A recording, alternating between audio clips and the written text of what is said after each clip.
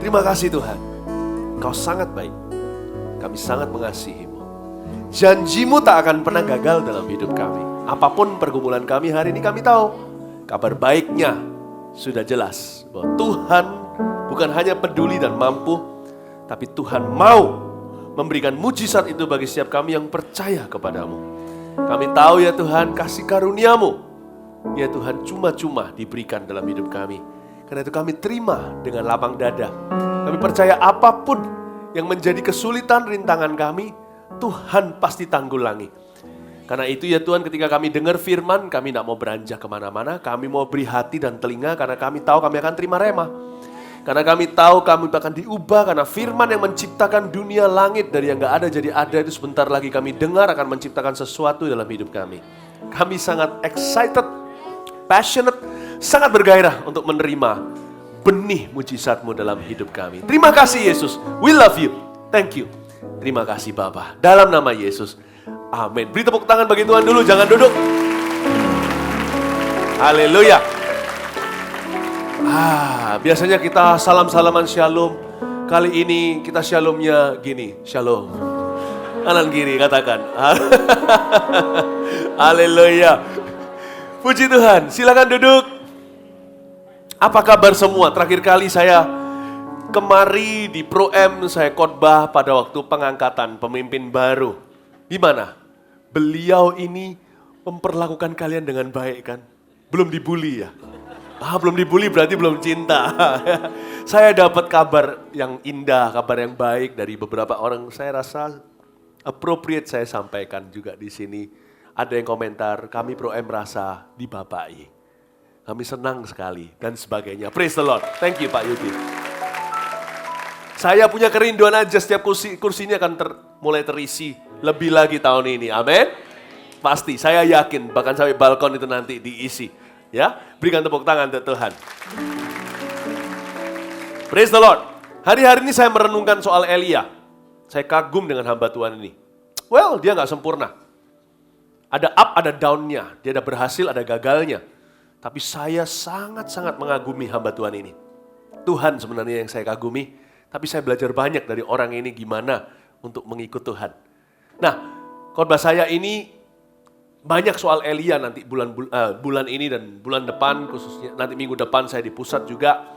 Tapi saya rasa saya kepingin sudah gak tahan, saya mau bagikan di sini. Saya mau bagikan renungan saya, ini fresh from the oven. Masih segar sekali.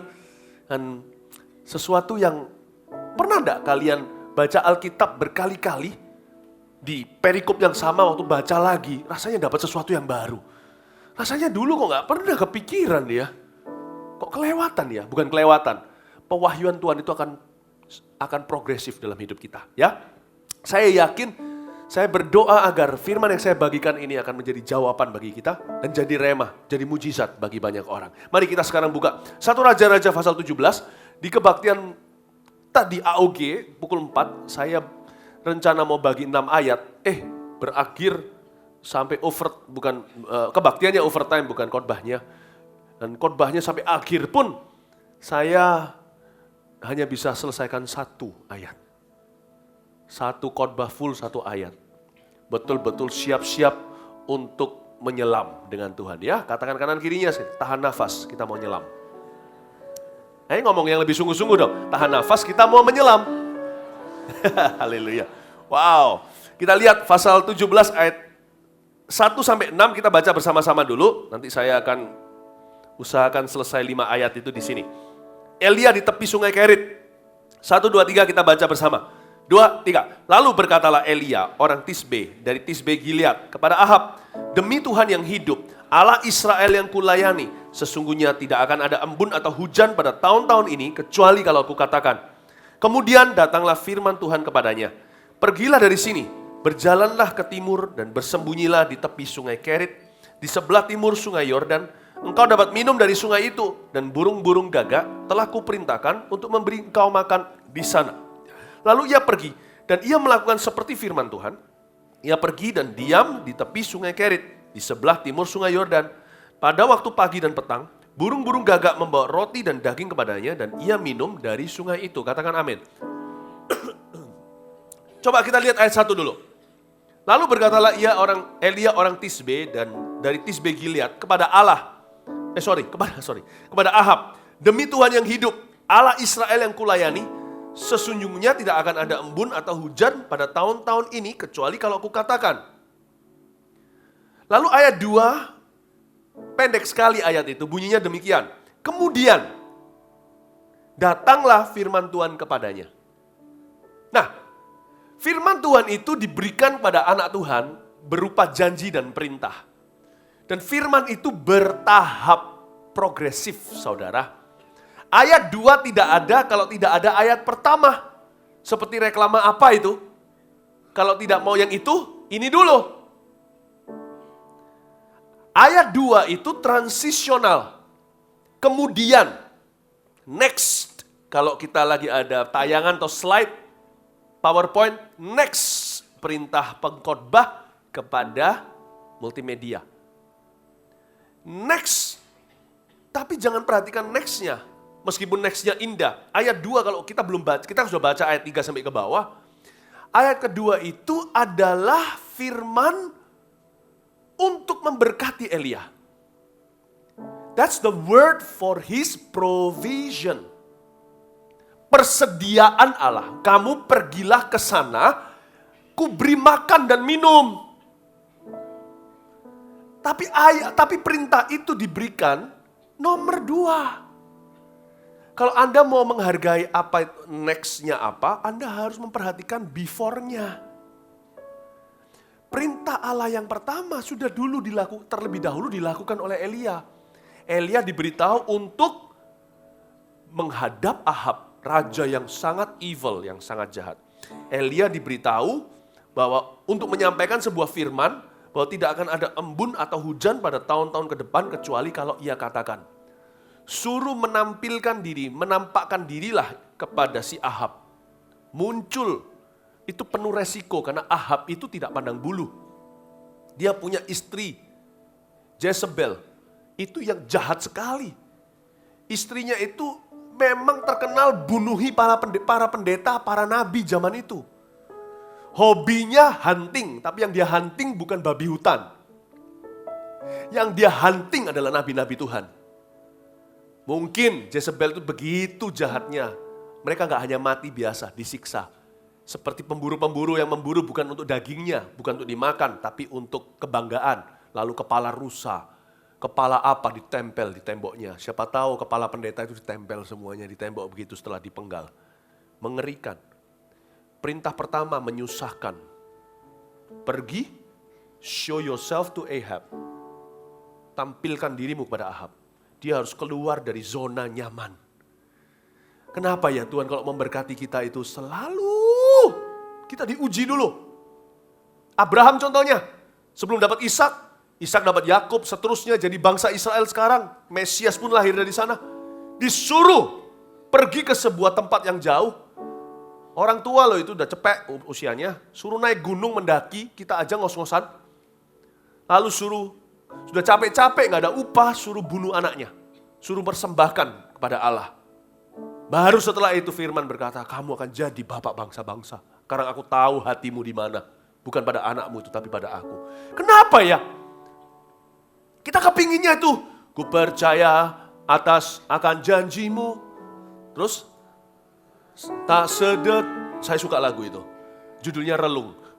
Aku takut, ragu, terus satu hal, takkan pernah berubah selama-lamanya, sampai seterusnya, amin. Nah, saya tahu, itu nanti lagu mau dinyanyiin lagi.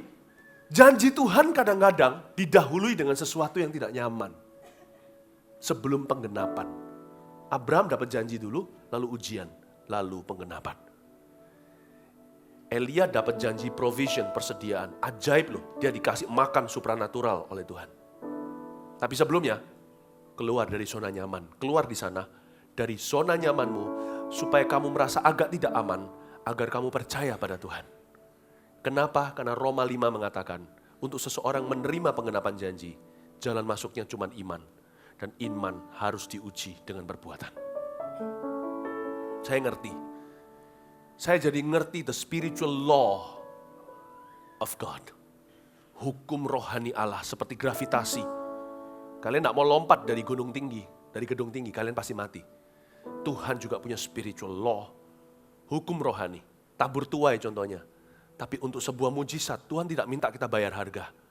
Tapi kalau kita terlalu nyaman, kita tidak akan pernah punya iman. Iman harus dibangkitkan. Yang namanya singa tertidur itu harus mengaum dulu, baru bisa terima sesuatu. Jadi kalau kita sekarang mengalami ujian, jangan mengeluh. It could be your step to miracle. Mungkin itu adalah jalanmu kepada mujizat itu. Amin. Luar biasa loh. Jadi di ayat kedua itu adalah firman kedua. Firman pertama adalah suruh bicara sama raja yang sangat jahat Ahab namanya. Kemudian datanglah firman Tuhan kepadanya, luar biasa. Ya. Diberikan setelah firman pertama dilakukan. Jadi jangan pernah minta sama Tuhan sebuah firman yang baru sebelum firman yang lama kau lakukan. Banyak orang minta, Tuhan kasih aku firman baru. Tuhan gak kasih, kecuali firman saat teduh. Setiap hari untuk sustain, maintain, untuk mempertahankan iman kita. Untuk kita tetap berjalan dengan Tuhan. Itu ayat-ayat pasti baru tiap hari, tiap pagi. Tapi firman yang berupa janji, yang spesifik hidupmu, rema bagi kehidupanmu dan masa depanmu. Panggilan Allah, firman yang sifatnya gambar besar, firman yang sifatnya arahan, firman yang sifatnya adalah mandat. Tidak akan Tuhan cepat pelin-pelan gonta-ganti, pindah-pindah nextnya. Sebelum yang sebelumnya kau lakukan. Itulah sebabnya bagi beberapa orang sampai sekarang gak bisa menerima berkat Tuhan.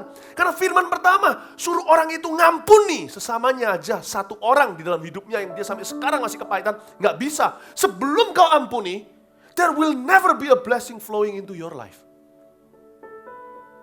Sampai kita datang ke Tuhan, kita mau merengek-rengek, kita mau nangis, kita mau puasa 21 hari.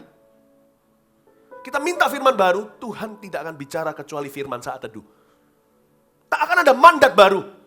Tak akan ada sebuah direction, sebuah arah, pengarahan yang baru. Tak ada level yang lebih tinggi. Setiap kali kita datang pada Tuhan, Tuhan akan berkata, harus kamu lulus yang itu dulu. Mau yang itu? Ini dulu saudaraku, anakku, kata Tuhan. Itulah sebabnya bagi beberapa orang di tempat ini, kita gak pernah bisa mengalami terobosan karena firman pertama yang Tuhan merema berapa tahun yang lalu dalam hidupmu belum kau lakukan dengan sungguh-sungguh dan perhatikan dengan segenap hati. Bersyukurlah dalam segala perkara. Syukuri dulu 5 roti dan 2 ikan itu. Sampai hari ini your attitude has not changed. Sikap hatimu belum berubah. Sampai hari ini lebih suka mengeluh. Lebih suka untuk kita itu merasa kurang. Tidak pernah bersyukur sama Tuhan. Rasanya kalau Tuhan kasih dulu nanti gua bersyukur nanti. Tuhan gak mau.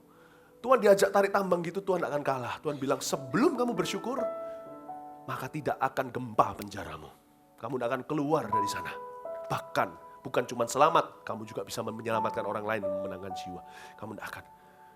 Ada beberapa orang di sini yang masih lelet dengan firman pertama Tuhan. What is it? What is it that God requires of you? Apa yang Tuhan minta daripada dirimu itu biasanya gak berlebihan. Allah kita tidak pernah meminta kita sesuatu yang kita gak bisa berikan.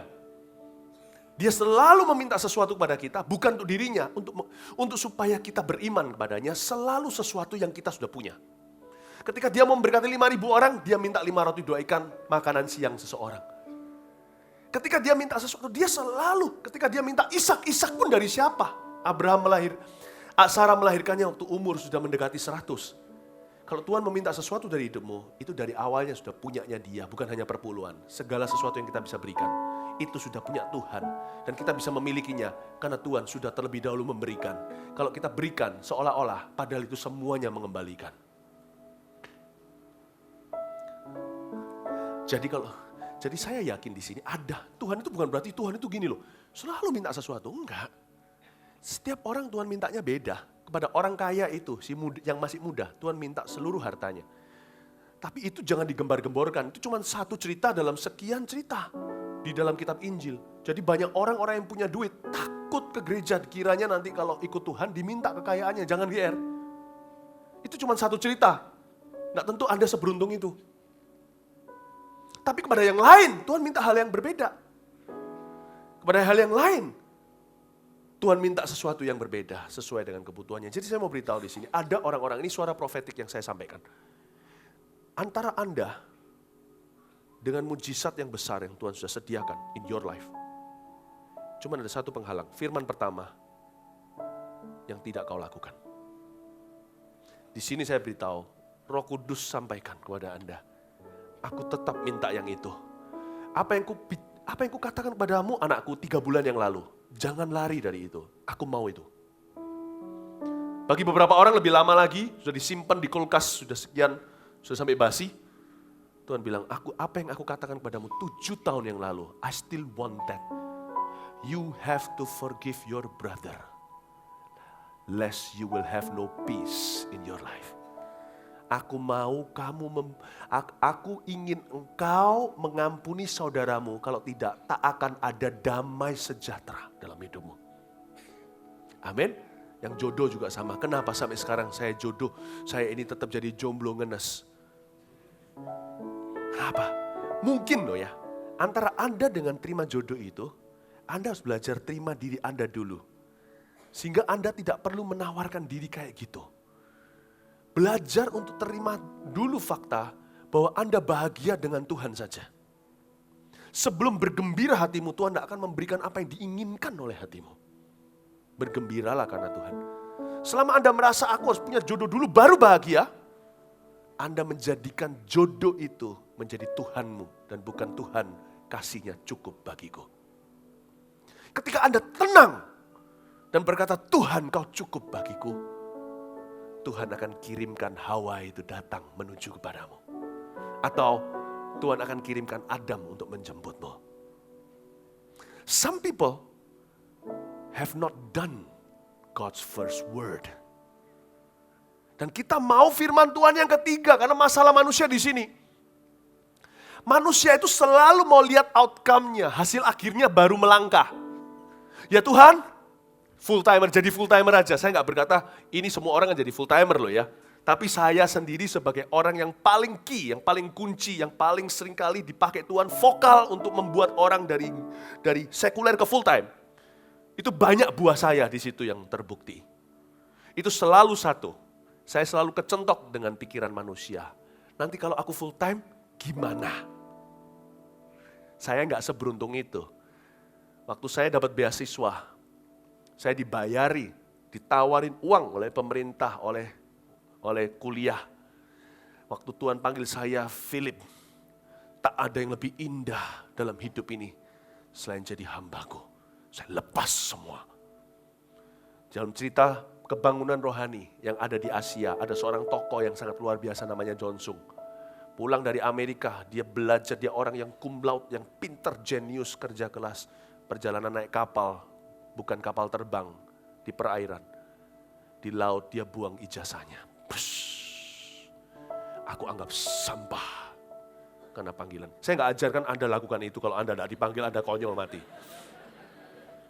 Waktu saya dipanggil Tuhan, saya masuk ke sebuah lembaran putih, halaman kosong. Saya tidak tahu besok siapa yang akan merit sama aku. Mana gua tahu ada anak pendeta di Surabaya yang mau sama saya. Besok saya makan apa, teman-teman saya bilang saya akan makan kerikil katanya. Besok saya masih akan bisa punya penghasilan atau tidak, gimana saya akan sustain, maintain hidup saya. Nggak tahu siapa di pelayanan, nggak satu pun gereja Indonesia yang kenal wajahku. Saya berada terpencil di Vancouver, Kanada, di gereja Indonesia yang kecil, yang mungil. Siapa yang akan buka kesempatan bagi aku? Mana saya tahu. But when God call me, saya tidak tanya outcome dulu. Karena bukan caranya Tuhan bekerja itu begitu. Tuhan bekerja itu selalu kita harus percaya dulu. Faith is always believing first. Iman itu bukan percaya buta. Iman itu melihat sesuatu yang manusia tidak lihat. Melihat Allah dan janjinya. Ada orang berkata, kamu Philip, kamu masuk ke dalam sebagai full timer gitu. Kamu mungkin iman buta. Tidak. Aku melihat apa yang sekarang terjadi di hidup saya ini. Aku sudah lihat waktu saya umur 18 tahun ketika Tuhan bilang, aku panggil kamu jadi hambaku. Aku sudah tahu dari Yesaya berkata, aku terlalu sedikit bagimu menjadi hambaku, kamu akan menjadi terang bagi bangsa-bangsa itu. Saya terima hari pertama saya lahir baru. Saya berkata, aku lihat ini. Orang akan mentertawakan, meragukan aku. Aku lihat ini, iman itu bukan buta. Iman itu melihat yang manusia tidak bisa lihat. Meskipun saya tidak tahu persisnya gimana. Itulah sebabnya manusia itu selalu harus lihat outcome-nya dulu atau melihat hasil akhirnya baru melangkah. Tapi Tuhan tidak pernah begitu. Tuhan kalau bekerja itu selalu selangkah demi selangkah. Tuhan kalau berbicara firman-Nya itu selalu progresif, bertahap. Tuhan itu seperti gini loh, kalau andai kata kita ini tikus nih, Tuhan kasih cheese-nya itu kita tuh di berapa meter ke depan dikasih dulu. Kita datang ke situ, baru kita bisa menemukan seperti Amazing Race, clue yang berikutnya. Kita tidak akan pernah tahu destinasi akhirnya. Karena itu setiap langkah itu penting untuk kita taat. Kalau enggak, kita akan ketinggalan. Amin, saudara-saudara. Amin. Itu dia. Karena itu di dunia ini ada dua macam orang yang menanggapi firman Tuhan. Tapi saya senang sama Elia. Elia sebelum dapat firman kedua yang berhubungan dengan persediaan Allah bagi hidupnya, makan minumnya. Dia serius dengan firman Tuhan yang pertama. Ya, yaitu firman ketaatan tadi. Elia itu berbeda. Tapi dua macam orang di dunia ini. Satu tipe gegabah. Orang tipe gegabah adalah orang yang tidak menghargai proses Tuhan. Dia maunya langsung sampai di situ. Maunya instan sukses, maunya langsung diurapi, maunya jadi kaya raya, maunya langsung bahagia, maunya langsung jadi pendeta besar, maunya jadi pengusaha yang berhasil, langsung. Dia mau cut proses Tuhan. Dia tidak akan menghargai setiap langkah. Dia hatinya tergesa-gesa, gua mau langsung di sana. Tidak bisa. Semua orang lewat proses. Tak terkecuali saya pun lewat proses. Firman Tuhan mengatakan dengan jelas prosesnya sebuah kembang. Itu dari bulirnya, dari terus keluar tangkainya, baru keluar bunganya, lalu buahnya, itu jelas proses Allah. Ada orang gegabah, aku mau langsung. Tapi dia tidak mengikuti Tuhan dalam secara daily basis. Karena itu untuk kita sukses, dan menurut Tuhan tidak bisa kita hanya terima firman besar.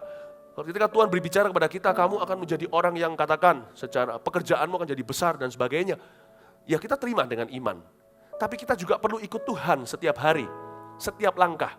Ada banyak orang itu terima firman besar, tapi firman kecil, sehari-hari dia nggak serahkan pada Tuhan. Tiap hari dia hanya nunggu kapan aku sukses tanpa melakukan apa-apa. Ini orang yang tidak bisa berjalan langkah dengan Tuhan. Orang yang maunya langsung sampai di sana, ini tipe orang gegabah. Biasanya orang kayak gini akan datang, Tuhan bicara sama dia, aku mau pakai kamu menjadi penginjil mendunia. Contohnya, kamu akan suatu hari memenangkan bangsa-bangsa. Langsung keesokan harinya dia minta surat, dia kirimkan surat pengunduran diri dari kerjaannya. Langsung muncul di pintu gereja yang berkata, aku sudah quit kerjaanku. Ayo rekrut aku jadi full timer. Saya pernah loh digituin orang bolak-balik loh. Tak terkecuali di Pro M berapa tahun yang lalu. Saya kaget ada satu orang datang ke saya, Ko Philip, saya sudah quit pekerjaan. Saya siap jadi full timer. Saya sampai mau pingsan. Hampir copot jantungku. Satu, why do you quit? Because God says you. Karena Tuhan bilang aku mau dipakai luar biasa. Well, itu firman ketiga. Apa firmanmu yang pertama? Setialah dalam perkara sederhana. Is that the way? Apakah cara itu menjadi berkat buat orang dengan quit begitu saja? Kedua, Anda siapa? Kalau memang sungguh-sungguh Allah memanggilmu di konteks kami ini aja jadi full timer, pasti jalurnya udah dibuka dan natural untuk sampai ke situ. Langkahnya memang dakdikduk ketika satu orang diberitahu dia pindah dari bukan full time jadi full time, itu dia serahkan tuh luar biasa semua full timer di tempat kita. Itu satu-satu ceritanya luar biasa gimana mereka melepaskan dengan iman. Tapi tetap natural. Tangganya kelihatan. Tangga terakhirnya untuk melangkah itu yang susah. Lepaskan segalanya itu susah. Nah masalahnya dengan orang ini, jangankan tangga selanjutnya, sebelumnya sampai tangga pertama aja tidak lihat tangganya. Tiba-tiba datang minta direkrut, contohnya gitu. Ini orang yang gegabah dan tergesa. Kalau Allah bicara sama Anda, yang sifatnya jangka panjang, tanya sama dia, langkahnya apa jangka pendek? Anda pasti ada firman yang mendahului itu yang harus Anda lakukan dulu. Amin Bapak Ibu dan Saudara. Ya, itu dia. Tipe yang kedua selain gegabah adalah tipe yang terlalu hati-hati. Orang yang seperti ini akan selalu kalau Tuhan suruh sesuatu, dia akan tanya dulu, ini nanti menuju kemana? Orang kayak begini, juga Tuhan tidak bisa tunjukkan perkara besar. Karena orang seperti ini akan selalu mempertanyakan Tuhan. Orang yang tergesa, orang yang mau main aman. Orang yang seperti ini tidak akan bisa mendengar listening to God's voice. Nggak bisa. Ketika Tuhan bicara, selalu akan dia tawar. Ketika Tuhan ngomong sesuatu, selalu Tuhan tawar. Suatu hari saya sedang berada di sebuah gereja. Saya mau berkhotbah. Saya kalau khotbah selalu selesaikan khotbah saya. Saya tidak pernah suka yang ngeroh aneh-aneh. Sebisa mungkin khotbah saya sistematis untuk bisa orang pulang, bisa dapat mencerna sesuatu langkah-langkah yang praktis dapat mereka lakukan. Tapi hari itu aneh sekali. Saya ini mau khotbah, tiba-tiba ada suara Tuhan berkata, turun. Nah, saya ini baru saja diserahin mikrofon, ada suara bilang, turun. Disuruh turun. Nah, untungnya saya bukan tipe orang yang main aman. Zona nyaman itu tadi. Ya, nah, it's okay. Kamu dengarkan khotbah juga supaya nanti bisa dapat sesuatu. Ya, thank you. Bisa duduk dulu. Ya, thank you. Ya, oke, dengarkan saya. Waktu itu saya mendapatkan suara, Tuhan bilang sama saya, turun. Itu di loteng, kayak gini. Tuhan, jangan bercanda sama aku. Aku belum apa-apa, sudah punya reputasi orang aneh-aneh nanti. Suara itu bicara gitu, turun. Saya nggak bisa, ada waktunya. You just have to trust God. You just have to trust God. Resikonya ada sih. Saya timbang-timbang resikonya, saya bukan orang bodoh. Jadi kalau ternyata saya salah, ya sudahlah, paling dianggap aneh. Asal ini nggak jadi patron terus-menerusan, saya jadi orang yang sakit jiwa, dengar-dengaran bahaya. Tapi suara itu jelas, turun. Saya beritahu sama song leadernya, lanjut terus. Saya turun ke bawah. Orang-orang yang ngundang saya melihat, ngapain dia turun? Mau tahu apa yang terjadi nggak? Untung saya turun. Karena waktu saya turun, gembala gereja itu sedang keluar dari gereja itu dalam keadaan marah. Saya lihat istrinya dibawa di ruang, kayak dibawa ruang tunggu gitu, sedang menangis sejadi-jadinya. Singkat cerita saya baru tahu bahwa ternyata mereka sangat dilukai oleh para majelis yang ada di atas itu yang minta saya khotbah. Saya bicara sama istrinya, saya tahu, oh Tuhan, untung saya nggak tanya, tunjukkan dulu alasannya kenapa. Untung saya taat. Kadang-kadang kalau kita main rasa aman, kita akan miss God's voice. Karena terlalu banyak menawar, kita nggak akan bisa mendengar. Tahu nggak, saya ajak istrinya gembala itu, Bugem itu, naik ke atas. Mereka terkejut semuanya. Saya beritahu sama mereka, firmannya saya ubah, tadinya mau pengajaran. Saya beritahu, buat apa kalian dapat firman baru? Firman yang lama, saya munculkan firmannya, untung saya hafal. Hargailah pemimpin-pemimpinmu. Supaya jangan mereka memimpinmu dengan hati yang mengeluh, karena itu merugikanmu sendiri. Tapi supaya mereka dengan sukacita menggembalakanmu, saya sampaikan sama mereka. Buat apa saya sampaikan kepada sekelompok orang yang seolah-olah haus firman, tapi sebenarnya pilih-pilih firman. Firman yang nyaman mereka terima, tapi firman yang tidak nyaman, mereka buang gitu aja seolah-olah Tuhan tidak pernah bersabda. Saya bilang sama mereka, itu yang disebut kemunafikan. Bapak-bapak semua dengerin saya. Lalu saya taruh baskom di tengah-tengah. Saya beritahu satu-satu yang telah melukai hamba Tuhan ini. Maju ke depan, cuci kakinya, dimulai dari yang paling tua. Majelisnya datang dan menangis, maaf, dan hari itu what a beautiful service. Dan lalu gereja itu mengalami boom kebangunan rohani. Kalau kita main aman, kita tidak akan bisa dengar suara Tuhan. Tapi memang resiko. Resiko sekali di hati. Nanti jangan-jangan, saya ngomong gini tuh, ngajar gini juga resiko loh. Jangan-jangan di sini ada psikopat. Yang denger-dengeran gitu. Jangan-jangan di sini ada orang yang ngeroh, yang suka coba-coba. Waduh, saya tahu, tapi saya percayalah Anda semua siap untuk firman yang lebih keras. Keras itu bukan atos, yang suka marah-marah keras, itu adalah firman yang lebih beresiko. Saya yakinlah Pro M sudah berapa tahun nih digembalakan dengan sehat, kalian siap kok untuk terima sesuatu yang lebih rawan. Ya, saya juga pernah dengan orang yang kayak gitu, orang ngeroh banget. Saya pernah sekali di satu gereja, ya, saya duduk di sana tiba-tiba di tengah-tengah gereja itu, ada satu orang itu, semua orang nyembah gini, dia ngadep ke orang sebelahnya, nggak enak loh. Jadi bayangin Anda semua lagi nyembah gini, ada satu yang sebelah. Saya dengar cerita, orang itu memang suka aneh-aneh. Pernah sekali pada waktu di tengah-tengah ibadah dia buka payung. Nggak gila ya enggak. Buktinya dia kuliah kok, dia sekolah. Lalu pernah sekali dia waktu kuliah dia beritahu sama satu gurunya, dia beritahu, "Loh, kenapa ibu nak mati?" "Kenapa mati?" "Saya sudah bunuh ibu." "Di mana?" "Di pikiran." "Kok nak mati?" Aduh, aneh-aneh deh. Firman kayak gini kalau dapetin kena seorang aneh-aneh, jadi tambah aneh orangnya. "Aku dengar suara Tuhan, kamu jodohku. Aku dengar suara Tuhan, kamu." Oh, jangan aneh-aneh. Tapi saya yakin Anda enggak aneh-aneh lah ya. Saya kan enggak pernah aneh-aneh juga kan. Saya harap seperti Tuhan saya jadi heran, bukan aneh. Extraordinary, bukan strange. Bukan weird. Tapi saya mau beritahu sama kalian satu insiden itu. Kalau saya tipe imannya main aman, saya tidak akan dengar suara Tuhan. Elia ini gila. Luar biasa imannya. "Pergi kamu ke Sungai Kerit. Situ kuberi makan." Siapa yang kasih makan? Gagak. Hah? Firman apa itu? Dia percaya tuh. Jadi orang jangan gegabah. Orang itu jangan cuma melihat sukses besarnya. Agenda sehari-hari, tiap hari itu yang justru kunci untuk sukses keberhasilanmu. What you do every day, your day-to-day plan and actions. Aktivitas dan rencana harianmu sepenting janji Tuhan yang besar di hidupmu. Namun demikian, jangan jadi orang yang terlalu planning juga, sampai terlalu hati-hati kalau enggak make sense Anda enggak bergerak. Saya paling repot ngomong sama orang gitu. Segalanya harus dijelaskan. Orang kayak gitu kalau saya bawa perang, di medan perang kalau saya Kopassus, atau kalau saya marinir Amerika, atau kalau Kopassus Indonesia, saya lagi perang bebaskan sandera. Ketika saya bilang, saya bilang, cepat ke kanan. Dia tanya, "Mengapa?"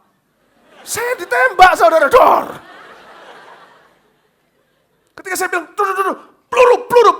peluru. Untuk siapa? Mati aku. Itulah sebab orang kayak begini tidak bisa fasih mendengar. Fasih itu bukan berbicara, fasih mendengar suara Allah. You have to be prophetic people. Tahun ini tahun encountering Christ in everything. Untuk mengalami Tuhan secara nyata, bukan hanya pengetahuan saja. Anda harus prophetic. Latih telinga profetikmu. Tapi ingat dalam melatih telinga profetik, firman kedua itu penting. Tapi firman pertama harus Anda lakukan dulu. Amin. Nah, firman keduanya perhatikan. Sekarang kita masuk ke firman itu ayat ketiga. "Pergilah dari sini, berjalanlah ke timur, dan bersembunyilah di tepi sungai Kerit, di sebelah timur sungai Yordan." Katakan sungai Kerit. Katakan sungai Kerit. Yang keras, yang mau merit, katakan sungai Kerit.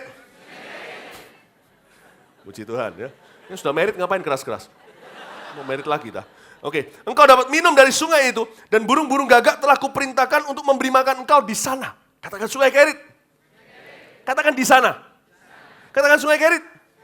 Di sana. Oke, pertanyaan. Pertanyaan ini jebakan, tapi kalau salah lumrah. Oke? Kalau salah lumrah. Nggak apa-apa, berani jawab, nggak akan saya permalukan. Soalnya pasti banyak yang salah. Betul atau salah, jangan mikir ya. Langsung bilang betul atau salah ya. Tuhan perintahkan gagak. Tuhan memerintahkan gagak untuk pergi ke Elia. Benar atau enggak? Yes, good. Salah semua. No. God is no respecter of man. Tuhan tidak perintahkan gagak ke Elia. Tuhan perintahkan gagak ke sungai Kerit. Elia harus ke situ untuk pungut makanannya. Provision is never promised to you. Provision is promised to where God wants you to be. Persediaan Allah tidak diperintahkan datang kepadamu, tapi ke tempat yang Allah kehendaki Anda dan saya berada. Itulah sebabnya orang yang pergi ke diskotik tidak akan menemukan jodoh yang dari Allah. Tak peduli Anda serohani apapun, Anda di tempat yang salah. Itu bukan tempat mencari pasangan hidup. Contohnya seperti itu. Saya mau beritahu, ayat 4. Ada sebuah tempat secara profetik disebut di sana. Katakan di sana. Dan itu nggak tentu tempat secara geografis. Tapi sebuah tempat panggilan bagi setiap kita, di mana di situ Tuhan letakkan berkat persediaannya dan urapannya. Saya ini waktu datang ke Indonesia, saya disuruh Tuhan. Tidak ada di Alkitab, saya harus dengar suara Tuhan. Karena tidak ada di Kejadian sampai Wahyu, Philip Mantova pergilah ke Indonesia. 14 Mei 98. Tidak ada, saya tinggal di Kanada. Tapi saya dengar suara Tuhan. Nggak ada orang yang dengar itu audible. Selalu melulu. Saya pernah dengar audible, tapi nggak selalu begitu. Khususnya kali itu, waktu saya pulang ke Indonesia, keputusan sepenting itu loh. Sepenting seperlu itu, saya tidak dengar audible. Hanya merasa damai sejahtera di hati bahwa saya harus kembali ke tanah air. Dan untuk keputusan saya tidak tanggung, saya jual semua milik saya. Saya dulu itu punya buku, saya dulu koleksi dari sejak saya sekolah, buku-buku rohani itu satu library. Itu saya beli library kami di sekolah Alkitab Teologi. Kalau lagi dijual, di sana kan buku dunia buku di Indonesia, orang nggak terlalu baca buku. Di Amerika, Kanada itu kan kutu buku. Baca buku itu biasa. Pernah nggak lihat kalau orang-orang bule di Bali gitu, sambil sambil berjemur gitu, baca buku. Kalau kita, ngapain sia-siain waktu, ngapain baca ya kan? Karena kita beda. Kita beda. Mereka baca buku itu, nikmati. Kalau kita kan lebih baik pijet. Loh kok ketawa? Memang tau ya. Ya kan? Nah, di sana itu buku saya beliin. Kalau lagi sudah dia mau clearance, yang lama saya punya buku itu banyak. Tak kasih teman saya namanya James, orang Singapura. Saya kasih dia biar dia menghargai buku itu, dia beli murah-murah, saya belinya mahal. Sampai gitar tempat buat saya nyanyi itu. Supaya saya tidak kembali ke sana lagi, pelayanan lagi atau apa, saya kasih semuanya, saya kasih. Saya kasih ini, saya kasih itu, habis ludes. Saya pulang ke Indonesia, meskipun saya nggak dengarnya secara audible, tapi saya dengarnya dengan damai sejahtera. Saya pulang, tepatnya 14 Mei, 13 Mei Indonesia kesumat. Kayak neraka, pemerkosaan, pembunuhan terjadi di mana-mana, Soeharto diturunkan. Saya pulang ke sini, saya masih ingat, saya masih ingat saya itu di sebuah tempat di Surabaya, di sebuah wilayah. Saya ditodong pistol. Saya masih ingat itu. Itu orang yang nodong pistol pukul 8, pukul 9-an. Saya dipinggirkan jalan, saya tidak tahu kenapa, saya juga belum dikenal, terkenal juga enggak. Kenapa dia benci saya? Mungkinkah dia itu pernah tahu saya memberitakan Injil pada siapa, dia enggak suka, atau cuma perampokan, tapi sih enggak sih. Mobil saya nyala, dompet saya juga ada uangnya, dia enggak mau ambil semuanya. Yang paling saya takutkan tahun 98 itu adalah kekasih saya, fiancé saya, atau tunangan saya sekarang jadi istri saya itu di dalam mobil itu. Saya enggak mau dia celaka. Dikeluarin pistol sebesar ini. Saya suruh turun, saya rasa motifnya hanya benci. Zaman itu kan Indonesia agak kacau. Antar ras, agama, sara, itu kan jadi isunya saat itu. Wah ini kalau bukan karena uang, duit, waduh mati aku, pasti aku mati nih. Ketika itu tiba-tiba seperti Roh Kudus bilang, siapa yang suruh kamu ke sini? Oh iya ya. Mungkin bagi orang lain Indonesia bukan Sungai Keritnya. Kalau Reinhard Bonnke di Indonesia, nggak akan dapat favor seperti itu dari Tuhan. Karena dia punya panggilan itu di Afrika. Meskipun dia orang Jerman. Lihat. Revival terbesar sampai jutaan orang sekali ibadah. Sekali KKR itu di mana? Afrika, di Lagos, Nigeria. Itu di situ Sungai Keritnya. Sungai Keritmu di mana? Saya bilang, iya Tuhan, Indonesia. Siapa yang suruh kamu ke sini? Tuhan, saya bilang sama Tuhan, Tuhan, Engkau yang suruh aku ke sini. Masa suruh aku mati? Loh, aku siap mati untuk Engkau. Jangan salah mengerti. Tapi enggak, not now. Aku belum berbuah. Aku belum merintis Pro-M.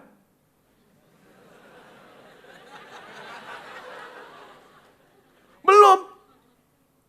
Nggak bisa mati sekarang. Gunanya buat apa gua mati di sini sekarang? Orang itu memang dapat pahala, bukan dia tambah dosa bunuh seorang pendeta. Ganteng lagi. Joking, just kidding. Ya, Buat apa nambahin dosa dia? Tiba-tiba saya berontak. Ini sungai Keritku. Di sini gagak-gagak malaikat-malaikat akan melayani aku. Karena aku melayani Tuhan. Karena itu aku ada di sini. Nobody can touch me. Saya lihat orang itu. Saya bilang, dalam nama Yesus. Taruh tembaknya langsung. Gemetar di depan saya. Minta maaf dengan tunduk-tunduk kayak orang Korea. Naik ke sepeda motornya, lang linglung, nggak tahu apa yang terjadi. Dia sebelum pergi, tiba-tiba saya cuma punya pilihan. Tak injilin atau lari? Lari, saya lari.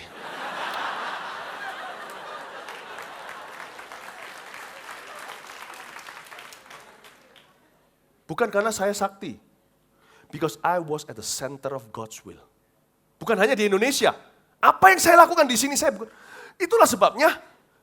Bayangin kalau saya pernah sekali mau rencana pergi ke Las Vegas setelah saya bertobat gitu. Mau cuma jalan-jalan aja, katanya di situ buffet enak segala makan.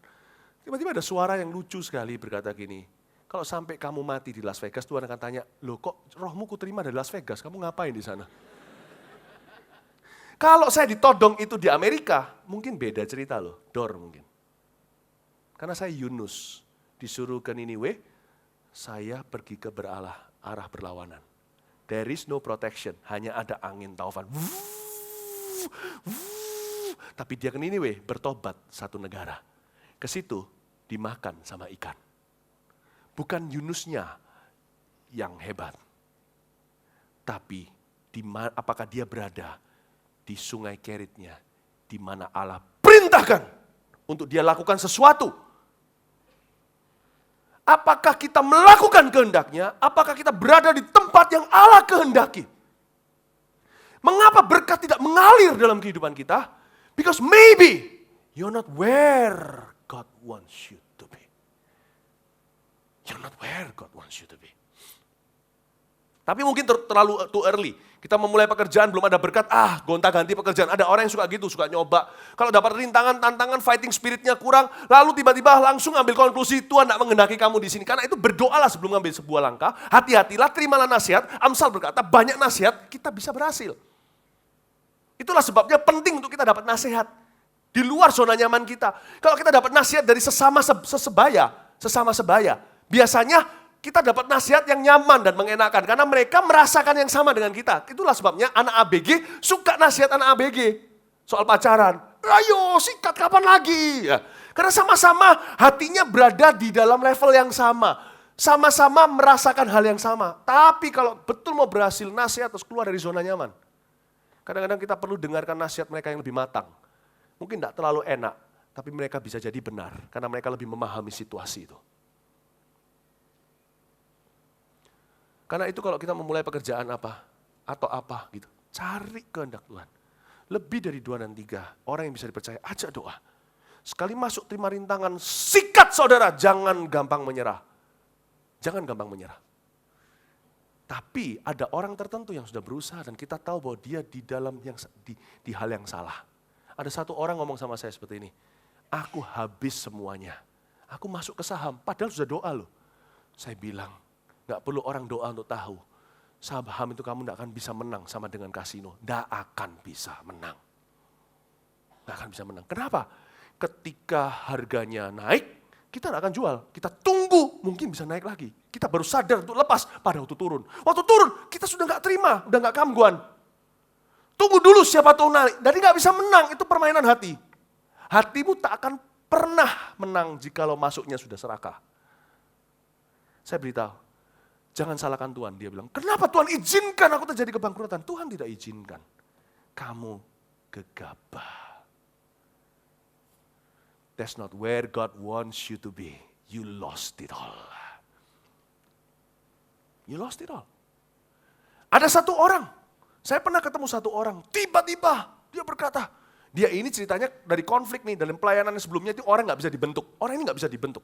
Saya kenal satu teman saya. Ini orang ya, gak bisa dibawa orang. Ini orang ya, mulutnya bisa berkata hamba, tapi mentalnya bos, sudah dari sana. Jadi kalau ditaruh di bawah pelayanan, siapa di bawah itu gak bisa menundukkan diri. Meskipun kita juga harus mempraktekkan penundukan diri, otoritas itu lebih harus dengan balance ya. Harus dengan seimbang, tidak boleh semenah. Semua itu ada aturannya. Tapi yang ada aturannya pun dia gak bisa terima. Ini orang pokoknya susah lah, kayak kuda liar gitu. Kuda liar itu gak bisa, mau diapain juga gak bisa. Ya, Kayak rodeo itu loh. Kerbau liar itu. Susah dikendalikan. Akhirnya dia berkata, aku pergi. Saya tahu di teman saya, dia pergi misi katanya. Dia membuka satu misi, melakukan di satu tempat. Habis bangkrut total, bukan cuma keuangan, hidupnya amburadul. Singkat cerita, ancur-ancuran. Terakhir dia pahit sama Tuhan. Engkau yang suruh aku. Mengapa setelah engkau suruh aku, engkau lepaskan aku, engkau tidak backup aku sama dengan seperti orang disuruh pergi perang. Tiba-tiba yang nyuruh perang itu mundur, dia sendirian. Saya bilang, kamu lagi ngomong tentang Tuhan siapa? Ya Tuhan. Tuhanku enggak gitu. Betul tak kamu? Iya Tuhan tuh begitu. Tuhan suruh aku. Akhirnya saya beritahu sama dia, Tuhan enggak suruh kamu suruh dirimu sendiri. Yang Tuhan suruh adalah kamu menundukkan diri. Belajar sehat imanmu, bertumbuh di antara saudara seiman. Kamu enggak mau. Kamu lembu liar, kuda liar. Aku bisa, pakai Tuhan, pergilah dia. Dan setelah dia mengalami kekeringan, mati, dan berkata, mana persediaanmu? Kenapa Tuhan tidak setia? Tuhan bilang, aku tidak order nasi goreng, jangan suruh aku bayar nasi goreng. Aku tidak pernah minta, kalau kita pergi restoran, nasi goreng, keluarnya sayur asem. Mau bayar nggak? Apalagi orangnya nanti marah-marah, mana tipsnya? Waduh, bayar aja, gua nggak mau. Tapi kalau sudah sungguhan kayak gitu, pernah sih saya order sesuatu, kesian loh, jangan terlalu juaji gitu ya. Kalau itu pegawai gitu kadang-kadang nggak sengaja ya. Jangan sampai, kan mereka keluar dari kocek mereka sendiri, itu berarti uang transportnya jangan lah, udah keluar biarin, nggak usah marah-marah. Saya bolak-balik gitu, order mungkin terlalu banyak, terus orangnya lupa, yang nggak saya order dikeluarkan. Atau keluar double, nggak apa-apa lah, nggak apa-apa mas, nggak apa-apa. Kelihatan pucet mukanya, mati aku potong gaji, mungkin gitu. Dia bilang, mungkin bosnya lah, kejam gitu ya. Saya bilang, nggak apa-apa, udah nggak apa-apa, saya bayar. Tapi kalau sengaja, bolak-balik, menguji saya ke restoran itu, mie goreng, keluar sayur asem. Oke, sekarang sungguhan ya, saya pesan sayur asem, keluar rujak. Es teler, munculin es cau. Terus habis itu dia datang, bayar. Saya bilang, nggak mau. Tipsnya mana? Nggak mau. Tuhan jangan ditodong ya. Tuhan, kau suruh. Tuhan bilang, mana gua suruh? Mana gua suruh? Tapi kan aku kan kau urapi. Imanku luar biasa. Kamu tak urapi, karena kamu berada di tempat urapanmu. Saya nggak akan diurapi seperti ini kalau sekarang saya tinggalnya di Amerika. Saya nggak akan punya respon seperti itu. I am where God wants me to be. Sebelum ada firman baru, jangan beranjak saudaraku. Firman saat teduh lain cerita, terimalah yang baru setiap pagi. Banyak orang gitu. Orang yang gegabah, belum terima firman baru, langsung cabut. Contohnya konflik gereja, gua pindah. Tuhan berfirman gak? Ya kan? Atau melakukan sesuatu, contohnya pekerjaan apa, langsung. Tuhan berfirman kah? Belajar dengar suara Tuhan, ke bukit doa sana. Atau puasa. Atau doa. Cari. Kita ini belum cukup untuk menggali firman itu. Padahal firman Tuhan mengatakan di Yohanes, kalau kita dengar sungguh-sungguh Roh Kudus itu akan terangi firman itu memberitahu kita masa depan. Kadang-kadang saudara-saudara kita perlu menguji rencana kita sendiri, bukan hanya yang diuji itu nubuatan. Kita kan sering dengar nubuatan harus diuji. Rencana sendiri harus diuji itu. Kita bisa salah, tapi jangan vulgar. Saya selalu takut akan Tuhan dalam setiap perencanaan. Saya nggak pernah berkata besok gua mau ini, gua mau itu. Saya selalu berkata if God is willing. Kalau Tuhan mengendaki, saya sebagai pendeta aja kadang-kadang untuk pelayanan loh. Dalam nama pelayanan seharusnya kan mulia. Pak Philip, Pastor Philip, ini ya tahun depan ya ini di gereja kita ada gini. Saya selalu jawabannya selalu gini, bukan sok suci. If God is willing. Kalau Allah mengendaki, saya akan lakukan itu. Saya nggak mau ngawur. Tapi sekali kita ngambil keputusan, harus tegas. This is are you where God wants you to be? Dalam bisnis, dalam hubungan. Are you where God wants you to be? Gimana caranya pacaran? Kalau semuanya kita ada orang yang pacaran, meskipun dia dengar suara Tuhan pun, diteguhkan nabi-nabi, teman-teman pun serak, tapi kalau pacarannya not where God wants you to be, dan you don't do what God wants you to do, pergi ke tempat gelap, lakukan yang nggak benar, lalu jauh-jauh dari pelayanan, padahal Alkitab mengatakan jangan jauhi pertemuan. Can God bless you? No. Penting sekali untuk kita berkata, Tuhan aku mau berada di poros kehendak Allah. Bukan geografis, bukan tempat. bukan datang tuh di gereja, orang bisa badannya di gereja, hatinya nggak di sini. I just want to be where you are. Where you want me to be. Ini yang aku lakukan. Amin. Amin. Itulah sebabnya seorang pengusaha tiba-tiba berkata, aku punya duit kok. Gampang. Aku juga bisa jadi pendeta. Dia bisa jadi orang konglomerat, buka gereja, gagal total. Ayo, kenapa? Kalau nggak gagal pun kelihatan bahwa pelayanannya secara ibadah jangan menghakimi. Saya cuma ilustrasi, saya nggak sebut nama. Saya juga nggak mikiri siapa-siapa kok, jujur.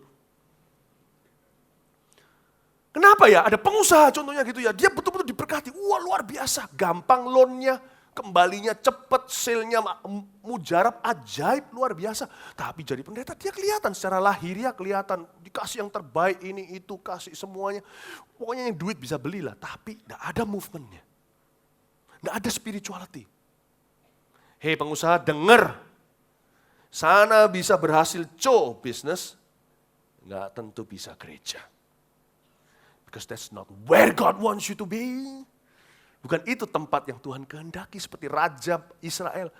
Dia mempersembahkan korban, ditegur sama imam, dia langsung kena kusta. Dia bilang, hanya karena kamu raja, kami yang diurapi jadi imam. Itu bukan tempat urapanmu, itu tempat urapanku. Berapa banyak pendeta yang berusaha untuk jadi pengusaha? Aku bisa kok. Berusaha, gagal total. Rugi miliaran. Atau siapa jadi politikus? Atau bisa jadi mau jadi artis. Itulah sebabnya sampai sekarang saya tidak mau jadi artis. Karena memang saya tidak bisa jadi artis. No. Hanya karena kamu sukses, aku sukses di satu area, bukan berarti kamu dan aku akan sukses di semua area. Pahami bahwa urapan itu bisa berkembang. Ada satu urapan, Anda bisa akan berada, akan ada bak urapan di kepala, ke janggut turun sampai ke jubah. Padahal dari janggut jadi jubah. Tetap ada yang namanya urapan itu bisa berkembang. Tetapi berkembangnya kan sinergi tepat waktu Tuhan. Ketika kita menjadi picik pikiran, dibutakan karena kita melihat diri kita sukses di satu area, kita jadi lupa diri, kita merasa kita serba bisa, dan kita mulai melihat Tuhan dengan menggampangkan, kita berkata, aku bisa jadi ini, jadi itu, disitulah kita jatuh. Itulah sebabnya banyak bisnis yang cepat berkembang sebelum waktu, tidak sinergi. Dari restoran langsung mau buka pabrik sepatu langsung mau buka dari sepatu, dari fashion, langsung mau ke pertambangan. Disaster, my friend. Just disaster. Appreciate your place of anointing. Dan berbuahlah. Amin, Bapak Ibu Saudara. Paham ini ya? Paham ya?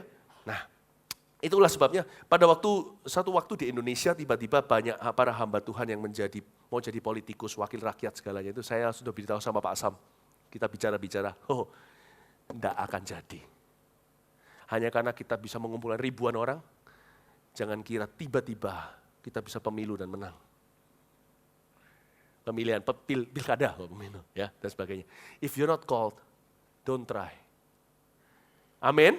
Bisa paham ini ya, supaya kita tidak dimakan dengan ngengat serakah. Di sana, katakan di sana. Jadi Tuhan tidak pernah perintahkan yang namanya gagak itu ke Elia. Perhatikan di ayat 4, ayat 3, pergilah dari sini berjalan ke timur, di tepi sungai Kerit. Terus ayat 4, engkau dapat minum dari sungai itu dan burung gagak telah kuperintahkan untuk memberi makan engkau di sana. Jadi kalau Elia pergi ke bukan sungai Kerit, kalau dia pergi ke Bengawan Solo, ketemu makanan enggak? Ayatnya kan beda. Nanti di ayat berikutnya, di ayat 5, akan dikatakan, enggak ada ceritanya lagi. Ini jadi pasal yang pendek sekali. Elia mati. Enggak temu roti. Gagak pergi ke sungai Kerit, bukan ke Elia. Nobody is that important. Everyone is loved. Setiap orang dicintai Tuhan. But none of us is VIP. We are all sons and daughters of God. Servants of the Most High. Kita semua adalah putra-putri Tuhan. Hamba Allah yang maha tinggi. Tak seorang pun di antara kita VIP. Jadi kalau Anda lihat saya diurapi contohnya, karena saya melakukan kehendak Tuhan. Detik saya nak melakukan kehendak Tuhan, Detik saya melakukan sesuatu yang di luar panggilan, bukan lagi dari sinergi perkembangan urapan saya, Anda akan lihat, saya tidak akan dapat penyertaan. Tuhan itu tidak bisa dimanipulasi seperti berhala. Dia tidak bisa disuruh terpaksa memberkati kita. Karena itu Bapak, Ibu, Saudara, jangan iri urapan orang lain. Kembangkan urapanmu. Amin. Paham, nangkep ini, prinsip ini? Ya, di sana adalah sebuah tempat yang Tuhan telah tentukan. Terakhir, kita lihat ayat 5, lalu dan ayat 6, Anda belajar sesuatu? Lalu ia pergi dan ia melakukan seperti firman Tuhan. Ia pergi dan diam di tepi sungai Kerit di sebelah timur sungai Yordan. Saya suka ayat 5 yang berkata, ia pergi, lalu ia melakukan seperti firman Tuhan. Ia pergi dan melakukan seperti firman Tuhan. I love it. Itulah Kerit. Pulang, firman ini belum selesai. Firman ini tidak akan ada konklusinya. Firman ini akan membuat kita menyelidiki hati. Ya. Apakah bisa seorang WL berkhotbah? Bisa kalau itu sudah waktunya sinergi perkembangan urapan, kan itu toh dekat departemennya. Tapi jangan pernah kira hanya kita seorang WL kita bisa khotbah. Jangan kira kita seorang pengkhotbah mudah untuk jual album. Jangan kira, don't experiment with your anointing. Grow your anointing, multiply your anointing. Kembangkan berbuah lebat hingga nanti perkembangannya alami pada waktunya. Tapi tetap akan ada area di mana engkau tidak akan pernah memasukinya. Jangan pernah coba-coba. Nah, kalau di sini hari ini ada yang mengalami pergumulan tidak keluar-keluar, mungkinkah ada ketidaktaatan di dalam kehidupan kita dari perintah yang pertama? Tolong diuji dengan sungguh-sungguh. Yang terakhir ini saya berikan ayat yang ke-6, pada waktu pagi dan petang, burung-burung gagak membawa roti dan daging kepadanya. Yang supranatural dalam cerita Elia adalah roti dan daging. Saya nggak ngerti itu burung gagak ngambil dagingnya gimana. Tentunya dia nggak akan dari sampah lah, kasih ke hamba Allah. Apakah burung gagak itu datang, bawa pisau, ambil sapi, lalu dibacet tenderloin yang mana, sirloin, rib eye, aduh lapar aku. Nggak ngerti. Tapi ini hebat ini, nggak masuk akal ini. Berkatnya Elia itu nggak masuk akal. Burung gagak itu diharamkan oleh orang Israel. Orang ya, kalau berjalan dalam kehendak Tuhan, melakukan kehendak Tuhan, berada di tempat di mana Tuhan suruh dia berada, Tuhan inginkan dia berada, orang itu dapat penyertaan yang nggak masuk akal. Musuh orang itu pun akan didamaikan dengan dia, karena Tuhan berkenan pada jalannya. Nggak masuk akal. Sampai-sampai yang mustahil pun dilakukan. Kok aneh ya, orang itu di bidang itu, karena dia setia sama Tuhan, kayak Daniel gitu, padahal Daniel bukan pendeta. Nehemia juga bukan. Kok bisa dipakai gitu, sampai Nehemia itu rajanya, hormat sama dia, gagak itu tak bersunat, diharamkan. Sulit ya, orang itu loh dapat favor setebel itu. Rasanya orang kayak itu, contohnya saya nggak sarankan untuk utang ya. Tapi ada namanya kalau dalam dunia bisnis pasti perputaran itu pasti ada loan-nya. Haruslah, pasti itu nggak bisa dihindarkan. Kita ngambil barang orang dulu lalu bayar, itu kan utang. Kita kasih dulu, orang baru bayar, kan piutang. Nggak mungkin kan seperti ini, seperti zamannya di film-film Chow Yun Fat. Bawa koper, buka uangnya, oke, barangnya tukar pelan-pelan sambil bawa senjata. Itu kan nggak ada, itu cuma di film, itu kecuali dagangannya narkoba. Dagang itu pasti ada hutang piutang. Tapi pernah lihat nggak ada orang tertentu itu gampang dapat loan? Lihat, gitu aja kepercayaan. Amazing, gagak-gagak, sistem Babel, dunia, orang non-Kristen favorable. Don't try people's luck, it's not your cup of tea. Tapi sebaliknya, saya pernah ketemu sama satu orang, saya nggak bisa jadi Anda bro. Tapi Anda juga jangan coba-coba jadi saya. Anda juga nggak bisa. I've got favor on my, that's between me and my God. I've got my own favor. Appreciate your favor. Tapi di sini kalau kita masih hidupnya membangkang, berontak sama Tuhan, nah di situ masalahnya. Jangan expect berkat kalau kita masih kompromi dengan standar Tuhan. Tapi sekali kita berada di tempat di mana kita berada, kalau kita ditodong dengan suatu masalah, kita bisa berdiri, stand your ground. Aku tidak datang sejauh ini disuruh Tuhan ke sini untuk mati, untuk bangkrut dalam nama Yesus. Aku menolak ini. Dan dia tidak bisa apa-apa. Setan tidak bisa merebut apa-apa. Karena Anda milik Tuhan. Amin. Firman ini tidak ada konklusinya. Anda harus pulang merenungkan. Wow, aku baru ngerti. Mungkin ada bolongnya nih di hidupku ini. Sesuatu nih. Yang terakhir. Pada waktu, ya jadi Gagak membawa roti dan daging. Dan lihat ini ya. Ayat 6, sekali lagi saya baca. Pada waktu pagi dan petang burung gagak membawa roti dan daging kepadanya. Jadi ini luar biasa ya. Dan ia minum dari sungai itu. Siapa yang bawa minum sama Elia? Gagak? Oh enggak. Gagak enggak ambil gentong aqua itu. Dia minum dari sungai. Saya ceritain. Ini yang saya sebutkan. Natural, supernatural, proportional. Natural, supranatural, proporsional. Persediaan Tuhan. Kalau Tuhan suruh kita melakukan sesuatu, atau berada di sebuah tempat dalam hidup ini, Tuhan pasti sudah menyediakan. Yehovah Jireh. Tuhan suruh Abraham mempersembahkan korban, dan tentunya bukan Ishak karena Tuhan tidak pernah menyuruh orang untuk membunuh. Allah kita, He's not into human sacrifice. Itu cuma ujian saja. Tuhan tidak pernah menyuruh orang untuk mempersembahkan manusia. Tidak pernah. Jadi Tuhan kalau yang suruh, tidak akan cabut kata-katanya. Cuman korbannya diubah. Lalu kesangkut seekor domba jantan di semak belukar. Betul kan?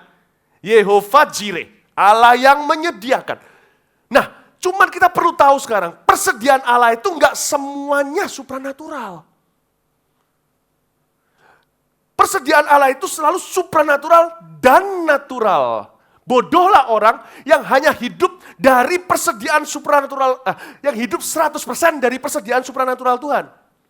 Orang seperti itu pasti suatu hari akan kecewa dengan Tuhan dan mempertanyakan, what's wrong? Where are you? Di mana engkau ya Tuhan di hidupku?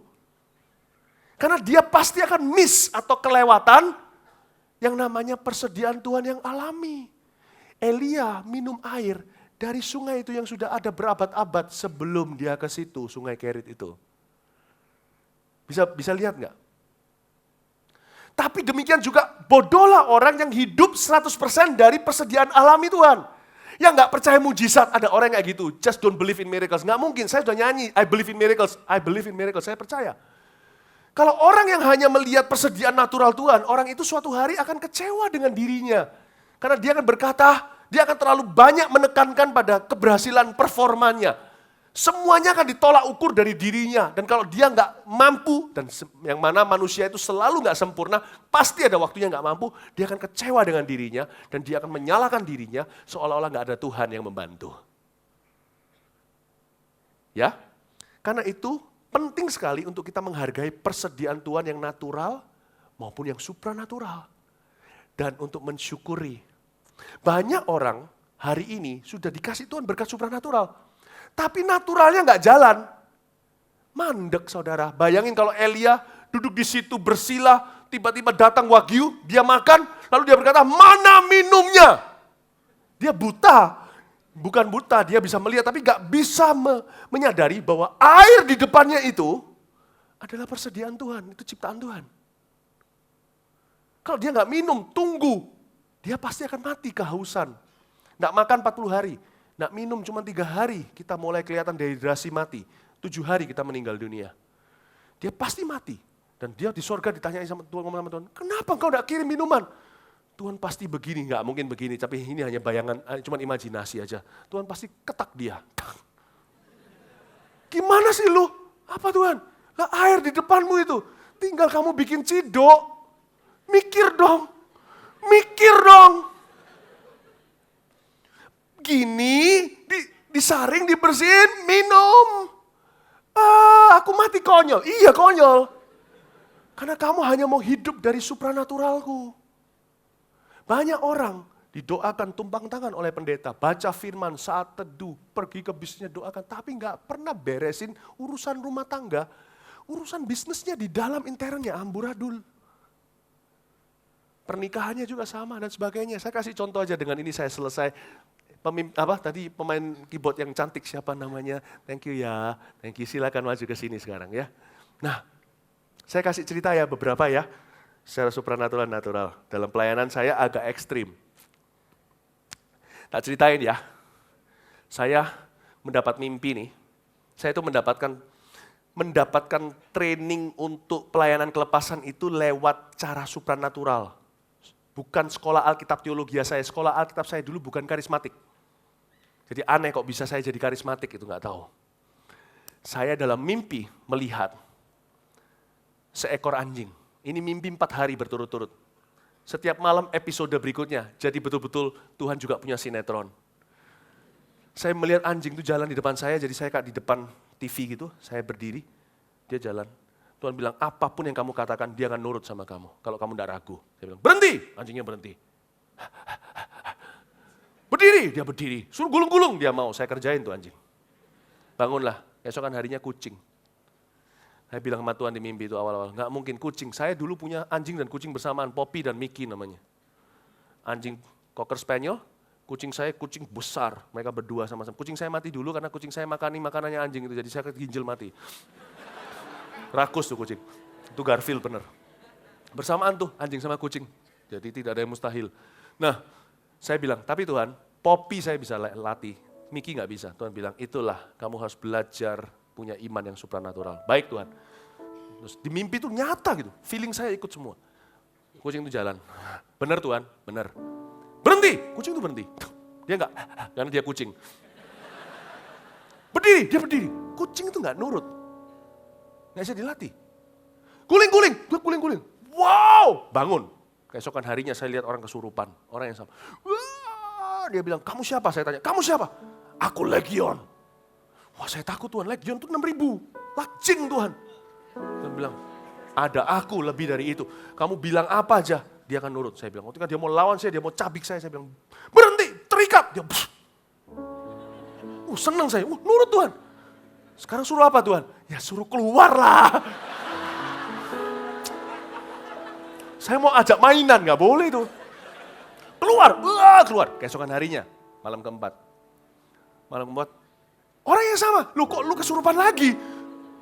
Terus dia bilang, saya tanya sama dia, kamu siapa? Aku Lucifer.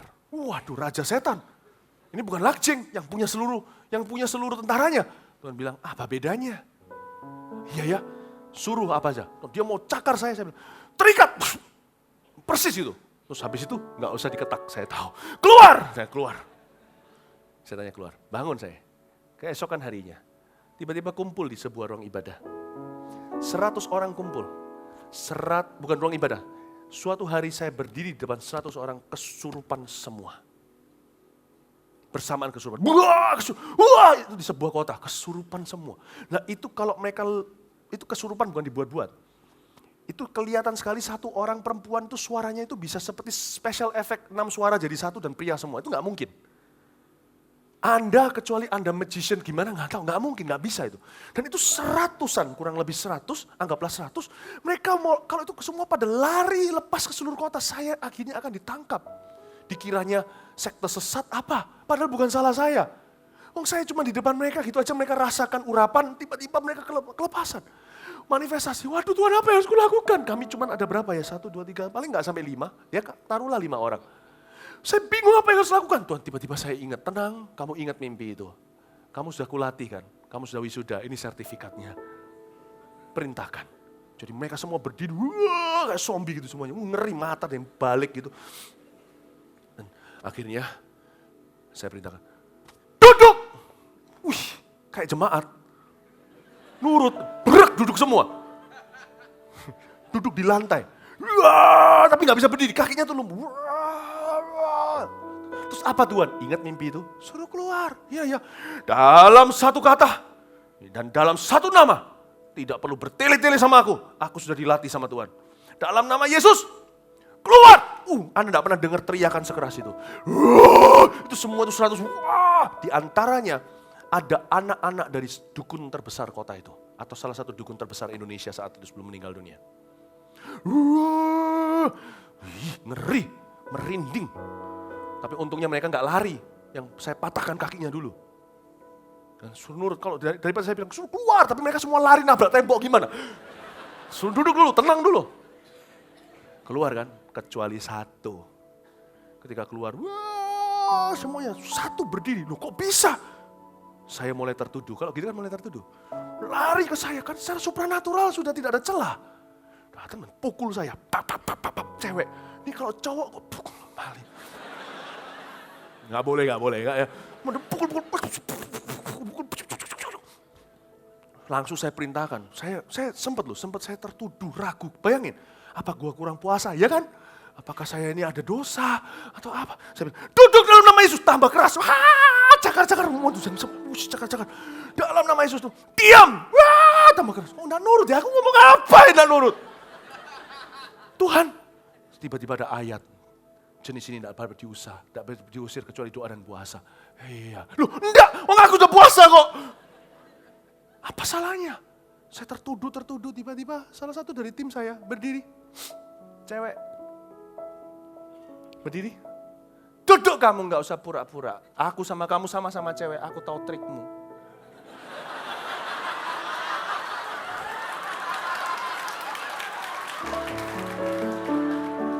Gak tahu tiba-tiba roh kesadaran muncul di orang itu.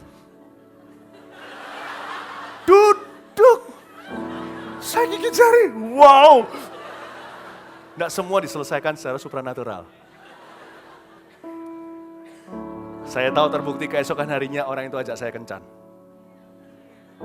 Saya masih single waktu itu kan. Saya bilang, oh no. Enggak. Jadi, untung ada wanita di tim saya yang ngerti. Ada orang yang nyeleneh dari 100 orang itu, 1 domba sesat. 99 kesurupan, yang 1 pura-pura. Saya pakai iman gak berhasil. Lu ngapain iman? Saya ngomong gak berhasil. Suruh cewek ngomong sama cewek. Lu ngapain lu? Cakar-cakarku Philip lu. Turun, duduk. Ada beberapa orang di sini jatuh dalam dosa seks. You want to know why? Anda diurapi. Wow! Luar biasa.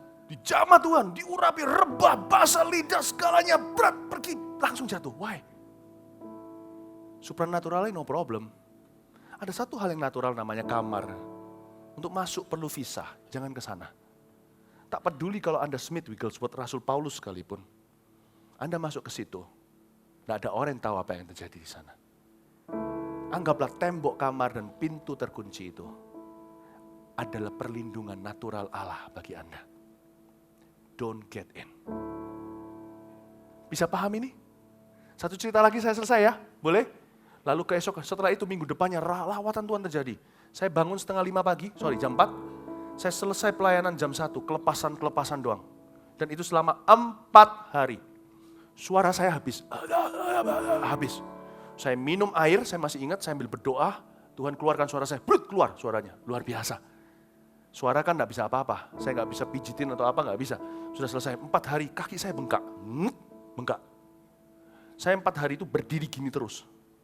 Jam 4 saya berdoa sampai jam 1. Banyakan berdiri. Gak makan, kadang-kadang memang agak menyesal saya mengatakan ini, tapi kadang-kadang gak sempat mandi.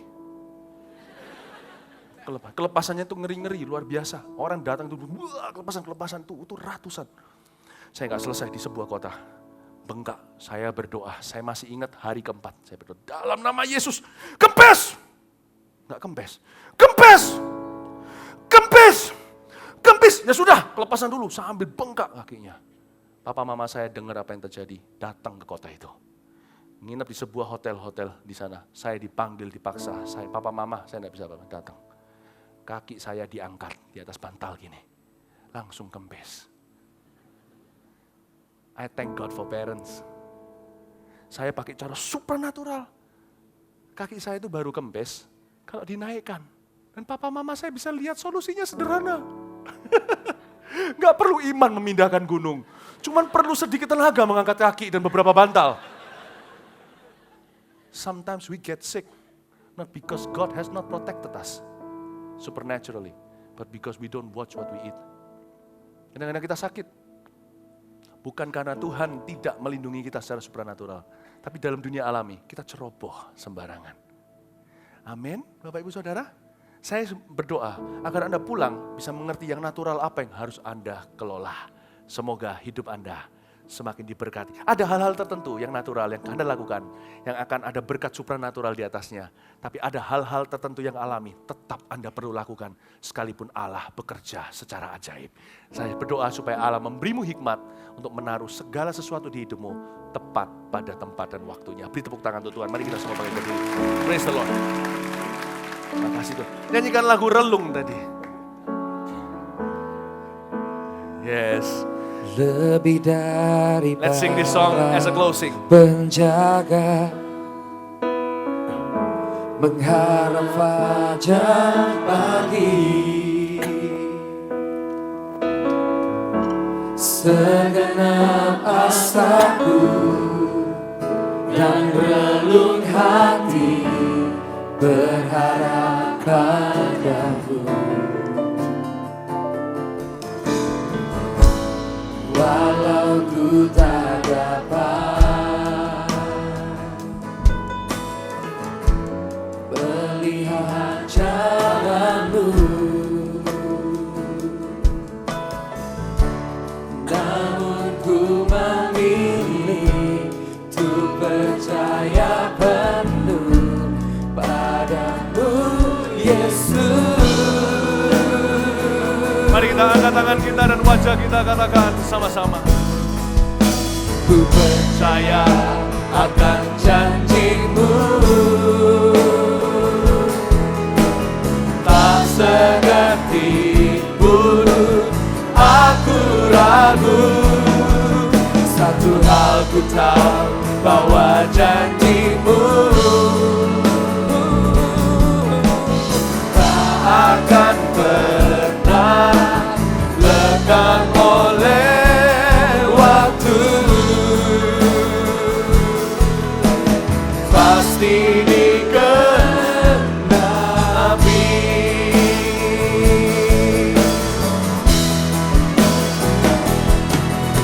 Ku percaya akan janjimu, tak sedetik pun aku ragu. Satu hal ku tahu, bahwa janjimu tak akan pernah lekang oleh waktu. Pasti digenapi.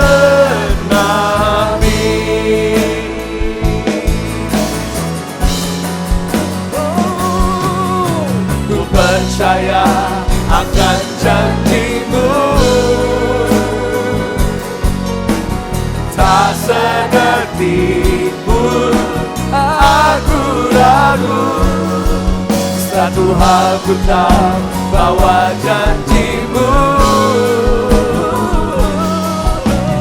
tak akan pernah lekang oleh waktu. Pasti digenapi. Sekali lagi. Ku percaya akan janjimu, tak sedetik pun aku ragu. Satu hal ku tahu, bahwa janjimu tak akan pernah lekang oleh waktu. Dan pasti digenapi. Pasti digenapi.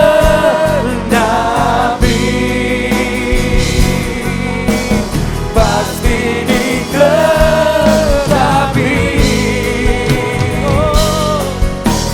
Pasti digenapi.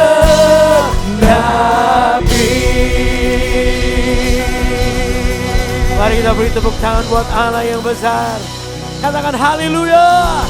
Haleluya. Haleluya, haleluya, haleluya, haleluya.